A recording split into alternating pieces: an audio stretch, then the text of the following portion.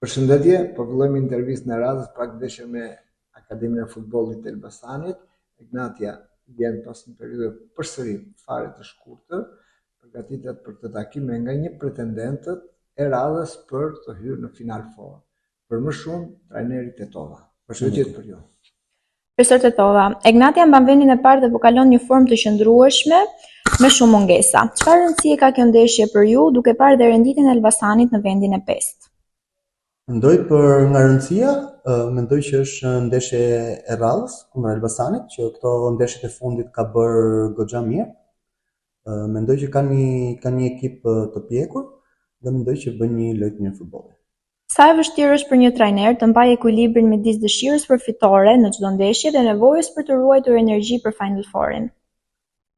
Mendoj Final Four është pak më vonë, sigurisht që nga unë i pari dhe lojtarët jemi të fokusuar tek ndeshja e radhës, që në këtë rast është Elbasani dhe të gjitha energjitë do të jenë për Elbasanin.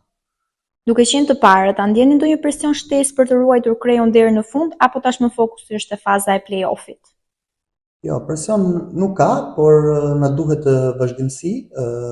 Mendoj që lojtarët e ardhur nga dëmtimi mendojnë që kanë nevojë për minutë dhe mendoj që kështu të rrisin performancën e çdo lojtari deri në fund që të kemi gjithë.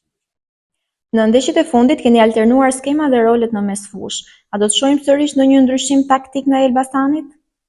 Do të ketë ndryshim taktik patjetër, sepse siç e dim kemi edhe mungesa në mbrojtje. Gjatë ndeshjes kupës kemi pas dëmtime, kështu që do të shikojmë diçka, do të operojmë sot se siç tha edhe profesori, koha ka qenë e shkurtër. Si e vlerësoni balancën mes mbrojtjes dhe sulmit në këto 3 ndeshjet e fundit? A ka diçka që doni të përmirësoni për këtë takim? Atëherë mendoj që skuadra ka qenë mirë organizuar në të dy fazat, edhe në mbrojtje edhe në sulm. Ajo që shqetëson më tepër është pjesa e mbrojtjes, që s'kemi pas një ekuilibër të mirë për faktin e ndryshimit të lojtarëve, po jo për fajin e tyre, por për ndëmtimesh. Elbasani ka një mesatare të lartë goditjesh drejt portës jashtë zone. A është kjo një pikë që keni analizuar dhe si planifikoni të ndërhyeni në bllokimin e këtij rreziku? Atëherë nuk është se jam marrë me karakteristika, por gjithsesi kjo është diçka që shikohet. Mendoj që kanë, siç e thash, kanë një skuadër të pjekur, të mirë organizuar për lojën e futbollit. Mendoj që kemi marrë masat e duhura. Statistikat tregojnë se Egnatia ka pasur mbi 65% posedim në shumicën e ndeshjeve. A do ta kërkoni të dominoni edhe këtë sfidë me topin apo do adoptoheni sipas rrjedhës së lojës?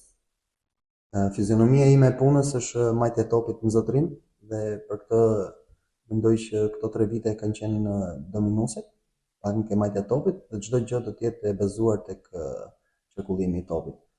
Pastaj, për çfarë do ndodhi do të shikojmë nesër. Faleminderit. Faleminderit. Faleminderit, sukses.